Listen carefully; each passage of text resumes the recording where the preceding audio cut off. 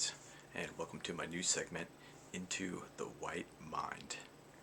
So, we'll talk a little bit about the psychology behind just growing up in a toxic white conservative family like I did, and we'll talk a little bit about how we can kind of survive and circumnavigate all the obstacles and the brutalism and the bullying and the just mass disowning of their children that they are historic for here in white America. So just want to share my insight with you guys, and if anybody else like me has had to cut off a lot of their family and has just had to completely rediscover their culture and themselves, then yeah, I hope you stick around and we can figure this out together. But growing up, highly conservative white family, and it was all nothing but just brutalism. Not a lot of physical contact, not a lot of love. You've really, you know, uh, mostly from my dad's side. They were the strict, staunch, more class elitism than anything else, which was what I found the strangest about it, is that we were middle class, but they loved to act like, we were upper and be braggadocious. And, family gatherings were all just, sharing our wealth and, our prosperity and bragging to each other and, trying to one up each other constantly. And, it was just this kind of twisted game of brutalism and classism. And that's what's really embedded into white culture, to a fault. And it's why the white family dynamic consistently fails. And we have mass disowning of children. The white American family dynamic is responsible for the most disowning of their own children, just turning their back and utterly, forgetting them and throwing them out like trash.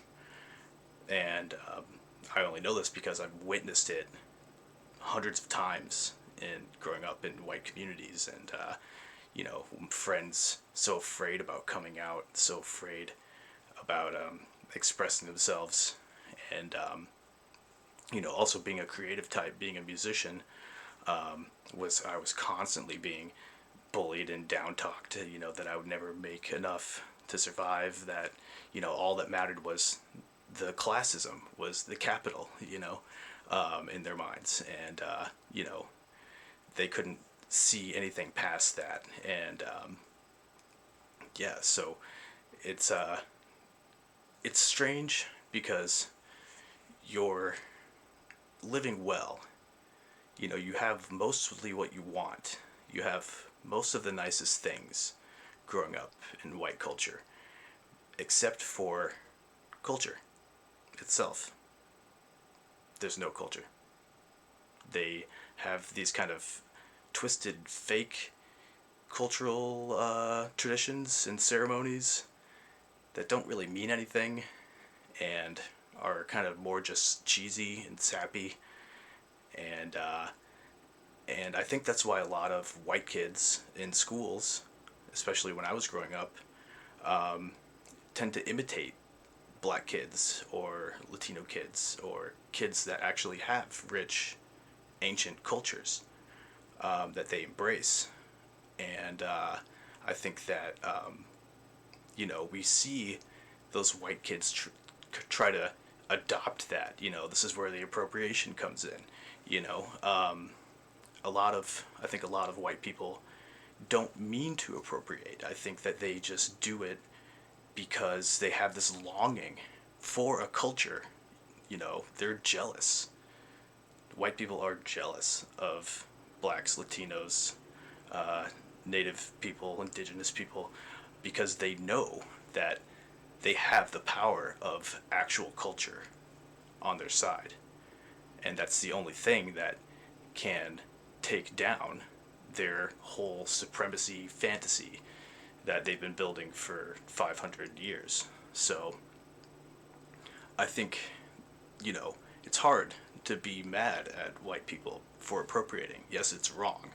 Yes, it's indecent. Yes, it's not right. But at the same time, they're programmed without culture, so they have this subconscious longing and deep desire to try to grasp onto any culture that they can, and they see and they imitate, almost to try to fill that void in their soul where the culture is lacking. So it's a tricky concept, because white culture is so innately toxic and brutalistic, classist, hyper capitalist, and fire and brimstone evangelical. It's just a perfect storm of what creates just the ugliest and just most despicable family dynamics that you can imagine. And it's it's crazy growing up, having, like I said, having access to almost anything you want, not having to worry about food or shelter, um, and yet you feel this hole inside of you that and you keep seeing all these subtle signs in your family members and everything else that this culture is based in hate. If anything, if white culture is anything, it is hate and bigotry and brutalism and classism. So, no matter how you cut it, no matter how you spin it, there's nothing good to take away from it. There's nothing good historically. There's nothing to be proud of with it when you sit down and just realistically look at it head on, and just take all the facts in. So yeah, like I said, there's this hole that it creates. I feel like in most white people, they try to fill with other things. They try to appropriate. They try to, they drink. They do everything excessively, in hopes to fill that void.